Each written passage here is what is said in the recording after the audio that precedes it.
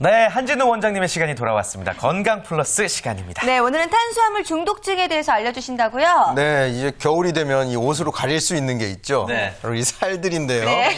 겨울이 되면 살이 더 찌기도 하고 또 옷으로 가릴 수도 있으니까 살찌는 것에 대해서 조금 느슨해지는 계절이기도 합니다. 네. 예. 근래에 들어서는 이 탄수화물 중독으로 인한 그 비만에 많이 화두가 되고 있어서 오늘 이 탄수화물 중독에 대해서 알아보려고 합니다. 네. 탄수화물 중독, 저는 처음 들어보는데 조금 더 구체적으로 설명해 줄 수 있을까요? 이것은 다른 약물 중독과 같이 진단 병명은 아니지만은 하루 탄수화물 권장량인 300이나 400g 이상을 내가 섭취하고 있다든지 몸에서 원한다든지 네. 또 심할 경우는 중독 증상, 금단 예. 현상처럼 탄수화물 공급이 중단됐을 때 불안해한다든지 집중력이 저하된다든지 이를 손에 잡지 못하고 이렇게 불안해하는 등 생활에 불편감을 줄 때 탄수화물 중독이라고 말할 수가 있습니다. 저는 사실 어느 때부턴가 마실 것이 있으면 예. 빵이나 과자 같은 게 없으면 좀 불안한 것 같은 그런 느낌이 들 때가 있거든요. 이런 것도 좀 탄수화물 중독증이라고 할 수가 있을까요? 네, 그럴 수도 있고요. 지금 이런 분들을 위해서 자가진단법을 미리 준비해봤습니다. 네. 효선 씨 통해서 자가진단법을 한번 들어보도록 하겠습니다. 네, 효선 씨가 그럼 알려주실까요? 예. 네, 제가 방송 전에요. 우리 원장님께 자가진단법 살짝 알아봤거든요. 그래요? 네, 10가지입니다. 여기에서 내가 몇 개 해당하는지 한번 숫자 세어보시길 바라겠습니다. 자, 먼저 아침을 배불리 먹은 후 점심시간에 배가 고프다. 둘째, 밥, 빵, 과자, 피자 등의 음식을 먹기 시작하면 끝이 없다.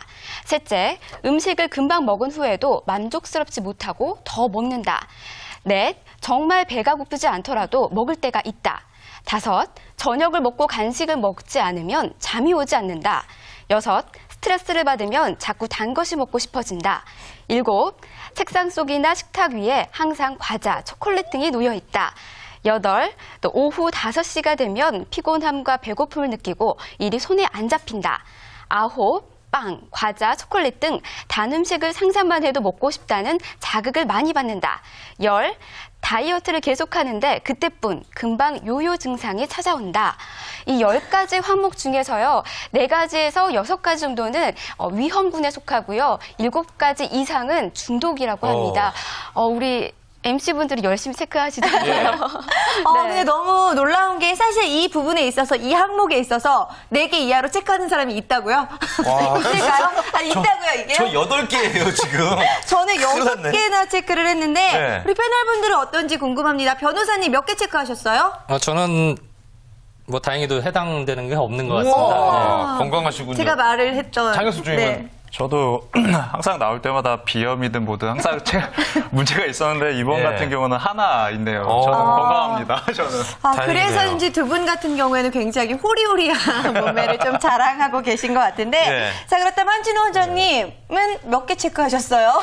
서희 씨 대본이 너덜너덜해요. 매우 신경질적으로 체크를 하시는 저는 걸 봤는데 정말 너무 깜짝 놀랐어요. 저는 여기에 해당되는 건 별로 없는 것 같습니다. 먹는 걸 네. 좋아하긴 하지만 종류를 가리지는 않고요. 네네. 네, 그러면 보충 설명을 좀 해주시면 좋을 네. 것 같아요. 탄수화물 중독을 갖고 계신 분들 대부분 밥이나 국수 이런 식사류를 좋아합니다. 너무 거기다가 맛있어요, 진짜. 간식으로 네. 설탕 많이 들어간 과자나 쿠키 이런 종류 예. 그리고 또 항상 자꾸 여기 또 설탕이 많이 들어있는 달달한 음료수 같이 빠질 수가 먹어야죠. 없겠죠. 네. 예. 그래서 내가 나도 모르게 단 걸 먹고 있다든지 식사류로 단품류 있죠. 반찬이 거의 없고 밥 내지는 한두 가지의 반찬만 함유된 그런 식품을 주로 찾는다든지 또 빵이나 쿠키 같은 설탕 많은 간식류를 항상 옆에 두고 이런 분들은 탄수화물 중독이라고 한번 의심해 볼 필요가 있습니다. 그렇군요. 그렇다면 탄수화물 중독증은 도대체 왜 위험한 건가요? 네, 뭐 맛있는데. 네, 그냥 먹으면 되지 않나? 탄수화물 자체는 우리 사람이 살아가는데 꼭 필요한 영양소입니다. 그런데 예. 다만 과도하게 섭취했을 때가 문제인데요. 그러면 혈당이 갑자기 올라가면서 이 혈당을 낮추기 위해서 인슐린이 분비되고요. 잉여 남는 혈당을 지방의 형태로 저장하게 됩니다. 네. 이렇게 저장을 하게 되면 체중이 증가하고 체중이 증가되면 대사증후군, 고지혈증, 지방간, 당뇨 같은 질환에 노출될 확률이 높아지기 때문에 탄수화물을 주의해서 섭취하시라 이런 말씀입니다. 그렇군요. 아무래도 좀 어려운 부분들이 그러니까요. 저는 있지 않을까 싶은데. 줄여야겠어요. 네, 네. 그렇습니다. 식습관을 아무래도 많이 개선을 해야 될 것 같아요. 탄수화물 중독증인 분들 어떻게 식습관을 개선하면 좋을까요? 방금 말씀드렸던 것 같이 탄수화물은 쉽게 소화 흡수됩니다. 그래서 예. 혈당이 폭발적으로 올라가기 때문에 잉여의 부분이 많이 남게 되고 그 부분이 지방으로 저장이 되기 때문에 네. 금방 또 배가 고파집니다. 맞아요. 이게 악순환이 되는 거죠. 먹고 또 저장하고 또 배고파지고. 네.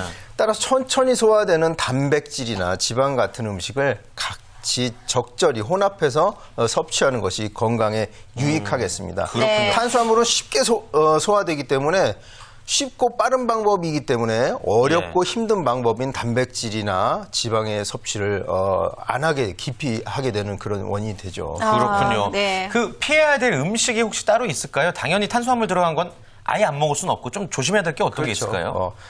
세 가지 300이라는 게 있어요. 300. 예. 300가 아니고요. 세 가지 하얀 흰쌀밥, 흰 밀가루, 네. 그다음에 백설탕. 아주 정제돼서 소화 흡수가 빠른 탄수화물들을 피하는 것이 가장 좋은 방법입니다. 네. 이런 음식들로 재료로 만든 그 2차적인 가공물들도 첨가 재료 역시 인체에 그렇게 유익하지 못한 첨가물들이 많이 들어가는데 또 이런 게 맛이 있어요. 그렇기 때문에 오늘 원장님이 사오신 분을 그래서 그런 것들을 피하는 것이 좋고요. 네.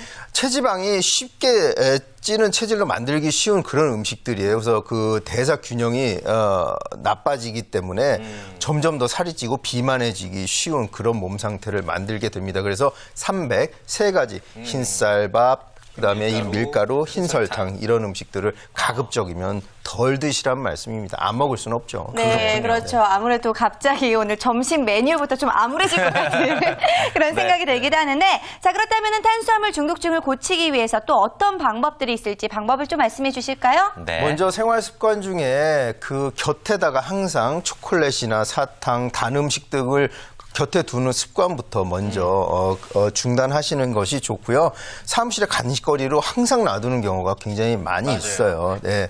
그다음에 탄수화물도 좋은 탄수화물이 있습니다. 전에 한번 얘기 드렸던 GI 지수가 낮은 그런 음식들, 현미라든지 통밀, 그러니까 덜 정제된 탄수화물, 채소도 거기에 포함이 됩니다. 섬유소가 많고 당분은 낮은 그런 건강한 탄수화물을 건강한 단백질과 건강한 지방과 함께 섭취하는 것이 좋습니다. 네. 앞으로 뭐 사탕이나 초콜릿이란다. 초콜릿 조심해야겠어요. 네, 아무래도 식습관을 많이 바꾸시는 게 중요할 것 같은데요. 네. 자, 그렇다면 의학적으로는 어떻게 고칠 수 있는 방법이 없을지 궁금한데요. 탄수화물 중독증이 병명이 아닌 것처럼 의학적으로 치료해야 할 부분은 아니지만 다만 전문가와의 상담을 하다 보면 내 생활 습관 중에 무엇이 문제인지를 알 수 있고요. 그것을 방지하기 위한 대비책을 상담을 통해서 마련할 수가 있습니다. 그래서 전문가와 상담해 보시는 것이 좋고요. 단 한의학에서 중기허라는 증상이 있어요. 배고픈 게 아닌데 자꾸 먹는단 말이에요. 허전하고 헛헛하고 식사를 했는데도 과도하게 영양을 섭취하려는 경향이 있는데요. 이런 분들은 비위를 보호하는 치료를 하면 증상이 많이 좋아지니까요. 가까운 한방 의료기관에 가셔가지고 치료를 받으시는 것도 방법이 되겠습니다. 네, 알겠습니다. 좋습니다. 마지막으로 저희 아까 자가 체크에서 위험군에 속했던 저희 MC들을 비롯해서 시청자분들에게 좀 마지막 조언 한 말씀 부탁드릴게요. 이 탄수화물 중독은 그야말로 습관의 문제입니다. 건강한 식사법을 통해서 좀 더 조금이라도 좋은 탄수화물을 섭취하려고 노력하고 단백질 지방도 함께 섭취하려는 생활 습관을 개선하려는 노력을 하시는 것이 이 탄수화물 중독을 이겨나가는 방법이라고 말씀드리겠습니다. 네, 좋습니다. 생활 습관과 함께 식습관까지 바꿔서 건강한 겨울 나시면 참 좋을 것 같네요. 자, 오늘 저희가 준비한 소식은 여기까지죠? 네, 그렇습니다. 오늘 함께 해주신 분들과 인사 나누도록 할게요. 오늘도 감사합니다. 고맙습니다. 감사합니다.